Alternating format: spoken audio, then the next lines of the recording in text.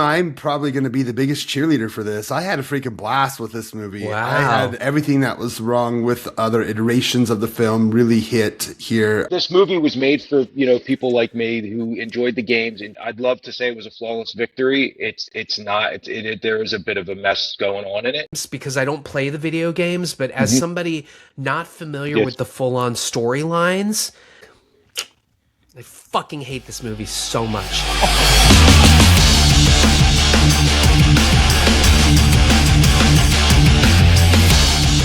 Hello, friends and listeners. You got a brand new episode of Watch Skip Plus.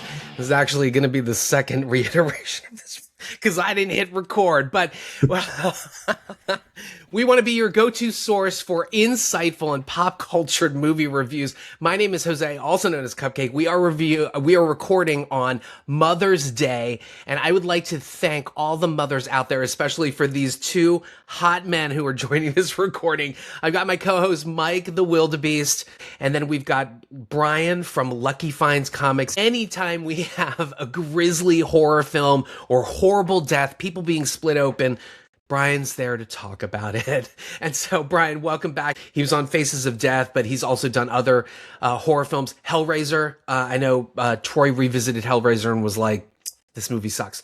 At any rate, Brian, how are you doing? Doing fantastic. Glad to be back and ready to talk some fatalities and get into it, all the gory goodness. Absolutely. Mike, how are you doing? Doing great. Happy on a Sunday. And thanks to all the moms who bought us, Mortal Kombat on whether it was Sega Genesis or you just gave us $10 in quarters to play it in the arcade.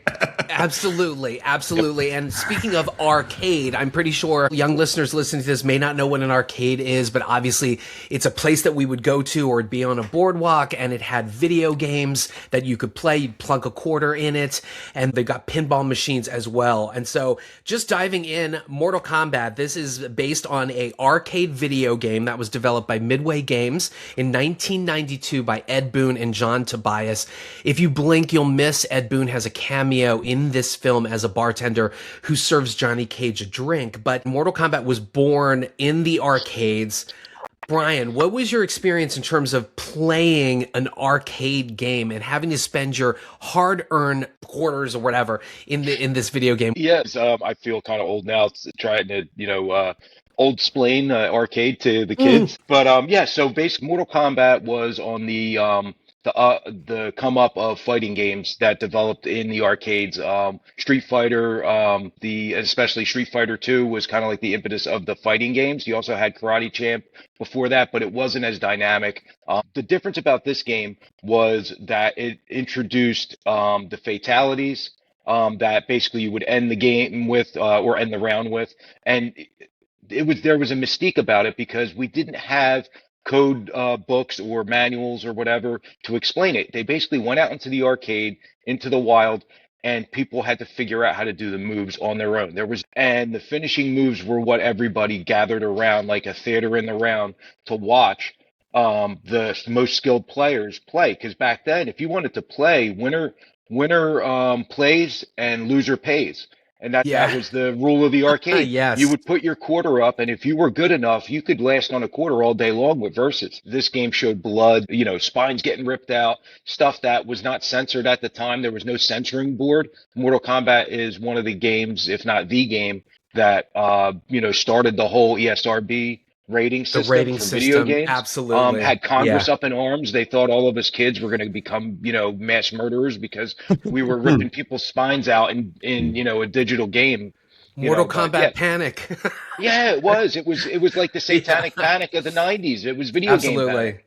And it led to a lot of ripoffs. You guys remember like Killer Instinct? Oh, love Killer Instinct. God, yes. Time Killers was the best. Time Killers is an unsung, thing that had more brutality, but it was more cartoon based than the digitized stuff that Mortal Kombat had. But these games all, like, everybody jumped on the bandwagon. But Mortal Kombat, just like Street Fighter, honed and solidified what the fighting game was, and then also the hidden characters, that you would be able to unlock by doing certain things. And that was that's the whole mystique around it. You were just trying to figure it out, and that sense of community was what made the game, and I think the movie's so popular. Yeah, it was always a weird disconnect, like having to watch the action on the screen and the cool graphics, but also looking at what they were doing with the joysticks or the buttons. And so I think the last arcade game was Mortal Kombat 4 in 1997. We got comics, card games, films, animated series. So obviously films, we've got Mortal Kombat by Paul Thomas Anderson. Yeah, Paul Thomas Anderson, folks. From Mortal Kombat to one battle after another. I used to think he was the one and the same. I'm not going to. No, I did too. Well, and that's why they changed it. It's Paul W.S. Anderson. So he did the first film, and then Mortal Kombat Annihilation, which is an awful fucking guilty pleasure. The producer basically came out and said that film, it was so rushed that they didn't even finish the effects. They basically had the previs stuff or the interstitial stuff before the effects were finished, and they were like, fuck it, it's going out. We also had a television series, Mortal Kombat Conquest, that starred the sexiest stunt guy ever, Daniel Bernhardt, who was part of the Bloodsport series, which I have all of them on DVD. Daniel Bernhardt's beautiful. And then there was Mortal Kombat Legacy, directed and developed by Kevin Tankeron, that ended up becoming a web series. And then I think if you look, there are also animated Mortal Kombat Legends movies that came out as well. Mortal Kombat 1 was a day-and-date release in 2021, and it was part of Jason Kilar's plan, Project Popcorn, over at HBO Max. They released things day and date. And so while this was popular, it only made, I think, about half of its budget back because of that day and date release and biting into that. So our director is Simon McQuoid. Believe it or not, folks, this is only his second film. So Mortal Kombat, the first one, was actually his directorial debut. Not a lot of information on him. I have no idea how they decided on him. It was almost as if they stepped out of the studio and said, hey, you, do you want to direct a Mortal Kombat film? Our DP is Stephen Winden, and he is the sort of visual architect of the Fast and Furious films. So starting with Fast and Furious Tokyo Drift and accepting Fast and Furious, the fourth film, which he did not shoot, he has shot all the other ones after that. He did, curiously enough, share DP duties on Furious 7 with Mark Spicer.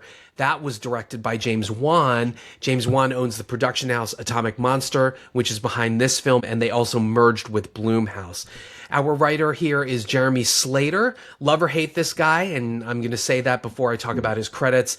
He wrote Josh Trank's Fantastic Four. That's the one with Miles Teller and Michael B. Jordan, although he does say that the finished product doesn't look anything like his script. And then, of course, two other notorious films with Adam Wingard. Netflix's live-action Death Note, which is much hated. In fact, Adam Wingard had to shutter his social media accounts because he was getting death threats from that film. It's not that bad, folks. Okay, it's a different take. It's not that bad. Godzilla x Kong, The New Empire. Slater wrote that as well. And again, there's a lot of love for Godzilla versus Kong, but The New Empire, people pretty much kind of poop on it. They either like it or they hate it. Slater also created the series The Exorcist and Troy's favorite Moon Knight for Marvel, as well as developing and writing The Umbrella Academy.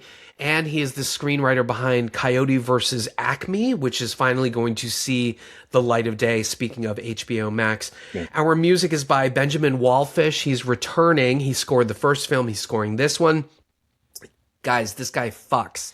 He did 5 scores in 2024, Twisters, Alien Romulus, Kraven the Hunter, Wolfman, and Until Dawn. And then in 2025, Predator, Killer of Killers, and Predator Badlands, Conjuring the Last Rites, and then The Woman in Cabin 10, which I think is a Netflix show. I won't go into a lot of the cast. There is a lot of returning cast members from the first film. If I start to mention people, I may ruin things and go into spoilers, but we've got an international cast. We've got Australians, where the film was shot. We've got Karl Urban, who's a Kiwi from New Zealand. He's coming in as Johnny Cage. This was teased in the first film. So we know him from Hercules, indie films like The Truth About Demons, but he's kind of a franchise king. He plays Butcher in The Boys. He is arguably the best Judge Dredd. Sorry, Stallone. And then he was in J.J. Abrams' Star Trek as Bones. But we've also got Japanese actors. We've got Canadian, Chinese actors. We've got an Indonesian actor. And speaking speaking of which, another new actor joining this is Adeline Rudolph. She is a Hong Kong-born actress, but British, and ostensibly her character Katana is the main character here. It is her sort of backstory that fronts all of the rest of the film and the tournament. And oddly enough, kind of feminine based for a Mother's Day weekend premiere, because there's a lot of mother issues here, and it's a female who's the lead character. I know that wasn't by design, because this film was supposed to come out earlier this year. They pushed it because New Line wanted to maximize the profits. So before we go into spoiler-free thoughts, Mike, I just wanted to ask you your connection to the Mortal Kombat, and any comments about the cast of the crew before we start. Yeah, so I got the game for Sega Genesis. My mom, I believe, bought that for me, 93 maybe ish. So thanks, Mom, R.I.P. Love you very much. So the game was something that really took off for me.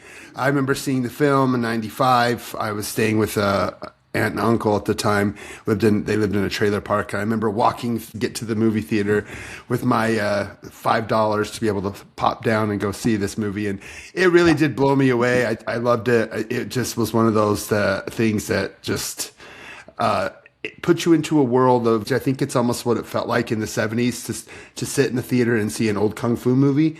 It was like this kind of like blood sport style of film, which I'd seen before. So it kind of reminded me to that, with some cool special effects that I hadn't seen, and really kind of opened the door of me diving more into Paul W.S. Anderson's work, like Event Horizon and stuff, as time went on. So yeah, it was a pretty big movie for me. The second film I saw at a party with a bunch of friends, high on caffeine. We used to guzzle Jolt Cola. That's what us Mormon boys did. Instead of messing with alcohol or drugs, we would just pound a whole bunch of Jolt Colas and Mountain Dews and watch double features. So yeah, we watched that and the other not well-liked sequel to the Texas Chainsaw Massacre, The New Beginning. So that was a fun night and a good memory. Again, these movies have memories for us that are our age, in the 40s and 50s. So yeah, I have some nostalgia for it. I think that this is the best iteration of the cast that we've had. These films have really not worried about getting big name stars as much. Well, we have Johnny Cage here, which I thought was fun to make him a washed up version of this character, which I really did like. And it's funny because I actually met him at one of my first Comic-Cons, the Salt Lake Comic-Con Fan X. So wait, you met Urban? Fun. Yeah. His character kind of starts at a convention like that. At a convention, yeah. And there's so many little winks that Carl's like winking at himself throughout the film, as well as other franchise films that you talked about. So that was a lot of fun. I love Karl Urban. He's so sexy. His nose is... I could stare at his nose all day. Brian, your connection to Mortal Kombat, and any comments about the cast or crew before we hit spoiler-free thoughts? Yeah. So yeah, same thing. It was in the cultural zeitgeist at that time. Like it was one of the biggest things. I mean, they had Mortal Kombat Monday when it was coming to home consoles. Like there was a whole campaign. It's one of those things where if you go out and say you're out drinking with your buddies and you're with people around our age or even a little bit younger or whatever, and if somebody yells Mortal Kombat, someone else is going to yell Mortal Kombat back or something. Or somebody will yell like fatality. It's in the lexicon of our speech. Exactly. And you have to do the voices and Scorpion. So that game became a soundtrack that was as big as a movie soundtrack, and they used it for the movie when it came out. We're like, and to this day, every iteration of that, of the franchise that's gone into the theaters has had that soundtrack in it. I grew up being a fan of martial arts films, like I'm sure, the rest of us. And it was, evocative of Enter the Dragon, tournament films like that. And and the characters, because it's based, you figure Liu Kang's based on Bruce Lee. So we all, he's the cultural touchstone for martial arts films being as popular as they are. And it carries all the way through. So this franchise and movie, whether it be the game or the movies, it brings that into it. So it has a lot of history that it brings with it, and it does it, well, to kind of combine everything. That was like the greatest thing. It was like a salad bar. It took the best elements of everything, put it together in a blender, and actually did it well. So big fan of the franchise in most of its iterations. Jose, I've got to tell you, we've got Haruki Sanada, I think, if Yeah. I'm saying it right. So also known as Henry Sanada, which was one of our characters, and I will tell you from Ninja Wars that you and I did a watch party on Yeah. back during the COVID thing, and I just remember Jotaro. Jotaro, no. Yeah, Yes, love. absolutely. So yeah, I love, and I mean, he's been in a lot. He's one of my favorite actors. He's been in everything from Great. that to Last Samurai to, Avengers Endgame and the Wolverine. He's been all over the place.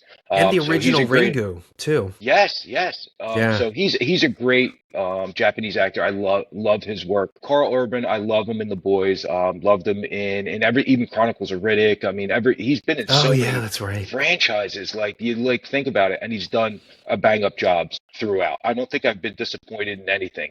Other than the Cole Young character. I love. The actor Louis Tan.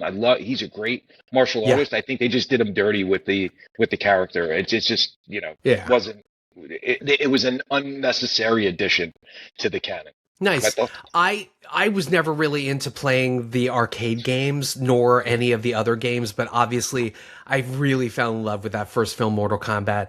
Robin Shou was in it. He was a Hong Kong trained stuntman. Kind of, arguably, they are saying that the first Mortal Kombat was one of the first domestic films to use kind of like wire fu, Yeah. with the Hong Kong stuff. And so there was a great sort of Hong Kong sensibility to the fight scenes in that film. And that film just kept things moving, right? Like before you could be like, wait, why? You just moved on, which I think is kind of an issue with these films. We'll sort of get to that. For me, anyway, there is an issue with the first film and this film, which we'll definitely get to. And with that, Brian, what are your spoiler-free thoughts on Mortal Kombat 2, directed by Simon McQuoid? I wish I could say that it was a flawless victory. Was But it a there are some, brutality? I did have some issues with it. I think the introduction of Karl Urban. We were all waiting for Johnny Cage to come into this. I think that the hype for him was strong. I think that for what they gave him, he did okay. I think it could have been a little bit stronger story. Oh, puppies! I got Yay, distracted by Rocky. puppies. It's like now that see, I could do an animality with him. He'd Yes. kill me like that. So but I think it could have been stronger for his character. Um, just they started good. He's and again, bringing him in as a washed up actor, as Mike was saying, was the right move. You don't want to, I think it was a good way to kind of get a couple chuckles out, but also make it grounded. You didn't want somebody who was just like, the biggest star in the world. It wouldn't make sense. I think that the development of, Johnny Cage showing Outworld, showing Katana's backstory, and we all, people who've played the games know that backstory. I think first and foremost, this movie is definitely for fans of the games, because if you've played the games and you know the history and you know the mythology of the world, this ticks all the boxes. It's just how they've explained it to the audience that hasn't played the games. This tends to be a whirlwind of confusion at times, Yeah. because it's so fast paced, and again, that can be a positive, because if you have something that's a negative in there where it's kind of, you don't want to dwell on it too long, or you don't, a shortcoming, just move along to the action. You'll be good, because that's what people paid the money to see. But this rushes certain things, or just jumps over certain explanations of why characters are doing what they're doing, where they're going, how they're getting pulled into the tournament. You see it in the trailers. It's kind of like the frantic, frenetic cut of a trailer. They carried that over into the movie. You know what I mean? So it's kind of like a bunch of cuts. Like it's, we're cutting. We ain't got time to explain it. We're moving on. The next guy's got to fight. The next girl's got to fight. The next person's got to die. Yeah. So, and again, as a fan of the game, it it did feel like when you're playing with your friends, you're all around and you're fighting fight after fight. It gave that feel, but that's not what I want out of a movie. I want that out of the game. I don't want that out of I want just a couple seconds more, 30 seconds more in a scene would have, done a lot. So that being said, I think, the big bad was intimidating. I like Shao Kahn. I like his introduction, bringing in there. Unfortunately, it was at the disservice to Shang Tsung, who, Yeah, that I think I takes would a have liked back to see a little seat. bit more. Yeah. So I think that's the biggest thing. The balance of it, of how to utilize that many characters in a movie, is probably, and the pacing would be the biggest drawbacks for it. But overall, was it still a fun time in the theater? Was I happy that I went out? Like, look, I'm not gonna lie, I'm a mark for this stuff. I've got it, my Shao Kahn, Ha!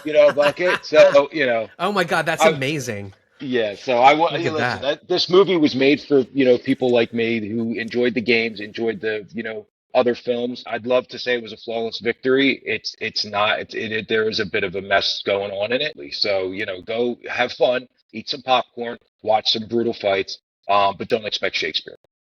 Is it a But watch or a skip for you? I'm gonna say, because I want a third one, it's going to be a watch, because I think it's fun enough and there's enough spectacle to go to the theaters to warrant paying the ticket price.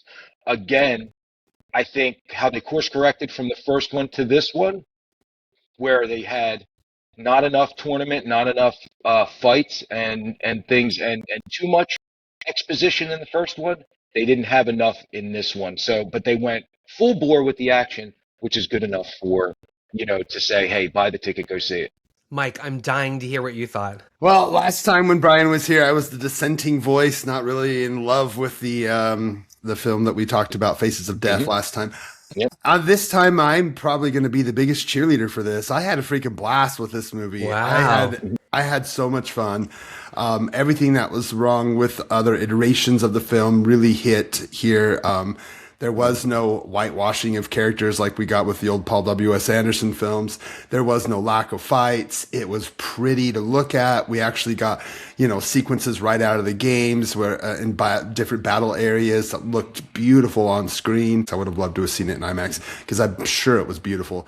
There was moments in this that were just great. But again, like you said, the writer of this and all the other films that he does, he's almost like a kid playing with his action figures, and the way he's playing with those and the way I am going to go and get this, blah, blah, blah, whatever. It feels like it's a kid playing with toys.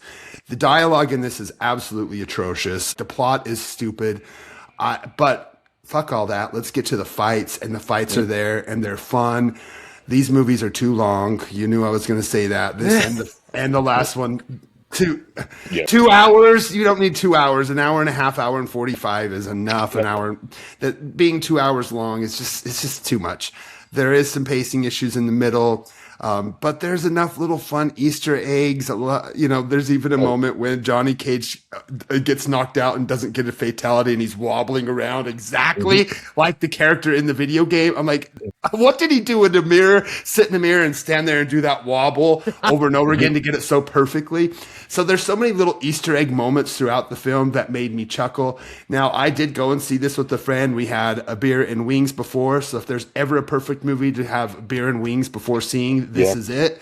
Yeah. And it was a packed theater, and we all laughed and we all cheered, and it was a theater kind of movie. And I unfortunately never saw the 2021 in the theater. So, I mean, maybe that would have made it better for me. But this, to me, is a notch above that. It is just below the original Paul W.S. Anderson, and maybe head and head just because of the non-whitewashing and the better cast. I felt like a lot of the characters work here. However, Liu Kang, I love the character. These movies are not doing him justice. In the games, he is a number one character, and his storyline really kind of just gets shit on. I'm so glad that we got away from the Cole Young character from the first film. He's a very small blip in this, which is what he needs to be. Thank God. I enjoyed it. I think that they fixed some of the flaws, but like you said, the dialogue and the plot is atrocious. So don't go into this expecting, I love how Brian said Shakespeare. This is not Shakespeare. This is kids playing in a sandbox with their toys is what it is. And I had fun with it. I say go see it in the biggest screen as possible with as many of your friends as possible and have fun. The first film for me, in a nutshell, very underwhelming, and I was very disappointed. Louis Tan, good-looking guy, clearly knows his martial arts. He cannot act. He is not a lead actor. And I rewatched the first film and I just was like, Jesus Christ, they plucked the director and the lead from the street. I'm just kidding. Actually, Louis Tan, he's a great actor when he's like in smaller parts, unfortunately. So I was really excited for this one, especially with my man Karl Urban being in this. And just, I fucking hate this movie so much. It's terrible. I hate this movie. It is a huge skip, okay? And y'all can, I know, sorry, it's my brutality, folks. That's my finishing move. This movie is so misguided and terrible. It's smelling its own farts. It wants to be Game of Thrones. And I cannot believe I'm actually saying this, because every time a video game movie comes out where it's so quick and there's barely a plot, and it just mimics the video game, I complain, well, shit, there's no substance, right? And then something like this comes out where they're building a universe and you've got all these characters and there's tension, there's mommy issues, and what's going to happen with all of these realms. And then I complain, that's too fucking much, right? And so there's too many characters here. It's a huge fucking mess. Some of the sequences really, really work. And then other ones, I'm just like, all right, hit. Okay, can we move on, please? I mean, to the point where characters die, and I'm just like, all right, fine, keep it rolling, you know? And it shouldn't be like that. I think the problem here is they're just trying to take it so seriously, and what worked about Anderson's Mortal Kombat was that they just kept it moving, you know? And so, again, I hated this. It was a slog. Once again, McQuoid has no idea how to shoot an action sequence. Everything is so up close and lame and stupid. And then, please, don't take away stakes by having characters that die and you feel for that, and then they just fucking come back. Like, I don't know if that's part of the video games because I don't play the video games, but as somebody not familiar with the full-on storylines, and we'll get to that in the spoiler section, now it doesn't matter. Like, when a character dies, they'll just fucking come back. Wow, what a huge disappointment. I hate this movie. I don't know that I will ever watch it again other than to see my boy Karl Urban, who really knocks it out of the park here. Although, if you watch him, he's saddled with some horrible dialogue, and there are scenes where he's standing there, and it appears like he doesn't know what to do with his hands or his body. And I don't know if that's a weird direction thing, or if he thought maybe his full body wasn't going to be in that shot, but he's really good, and his stunt double has a great anus wrapper. Like, that butt is fantastic. I will watch this movie again just for that. And you say, Ludi Lin, please find the right project. He plays Liu Kang here, and he is ripped. He brings the gravitas. He, looks like Liu Kang. Of muscle for this. Yeah, he looks good. He put it on in the first one. He looked amazing in the first one. But now, from the first one to this one, it's an additional 30 pounds. If you look at him at the first one, he was skinny. He's big. Yeah, really. Well, let me tell you something. First, he gets done dirty in Power Rangers, and then he gets done dirty in this. So Ludi Lin, find the right vehicle. He is a star in the making. 8711, whatever. Put him in the new John Wick. I don't know. This guy's a star. Please. Yeah. And stop trying to make Louis Tan happen. I'm sorry. I feel so bad about that. Watch Warrior. You might change your mind. Right. The series. And then I do want to talk about a character, but I don't want to spoil. Well, he's actually in the poster, whatever. Kano, Josh Lawson. He was a bright spot in the first film. As douchey and awful as he was, my second watch, I fell in love with the Kano character. I was like, this guy funks. He's great. And there's more of that in here. His quips are amazing. So Urban, Kano is great. Ludi Lin is great, but just, this is such a hot mess. And it's a huge skip for me. If there's ever a streaming film, this is it. I actually don't want a third film. I want them to restart all over again. I'm so sorry. I'm the lone dissenter. So anyway, all right. So I can't believe this. Mike loved it. Brian, you're a watch with some reservations, and I fucking hated it. So we have the whole spectrum here, folks. We want to hear from you. Can you drop in the comments? Am I wrong? How is the young audience feeling about this, or people that have never had Mortal Kombat experience with any of the other games or series? How do you feel about this? Drop a comment, please. Tell your friends about this. Like, subscribe, follow. Please come back for our spoilered discussion. I may continue to trash this. I doubt that these gorgeous men will convince me otherwise. But at any rate, if you love us, you'll also love our Podfathers, The Gentleman's Guide to Midnight Cinema and Not a Bomb. Again, I'm on Breaking Brad, which is the Not a Bomb's offshoot where we torture Brad with bad films. We are going to be watching Glitter with Mariah Carey. So I can't wait. I fucking love that movie. It's right up there with Mortal Kombat Annihilation as a guilty pleasure, although there's no fatalities. There are some weapons. And then the OG's Night of the Living podcast. And then you will love our YouTube brothers. We've got the Two Johns and Now for Something a Little Bit Different. We've also got Wild Dream Twitch, which is the Wild Dream podcast with Daniel and David. And then, of course, Death by DVD. Harry, hopefully he's jumping back into this. I know he had like some indie filmmaking stuff going on. And then our biggest fan club, Cheerleaders, the Raiders of the Podcast Across the Pond. And then you also love Backlook Cinema podcast with Zoe, Caliber 9 from Outer Space, Feminine Critique, Talk Without Rhythm with Goro, Prince Goro, hello, and my parting thoughts.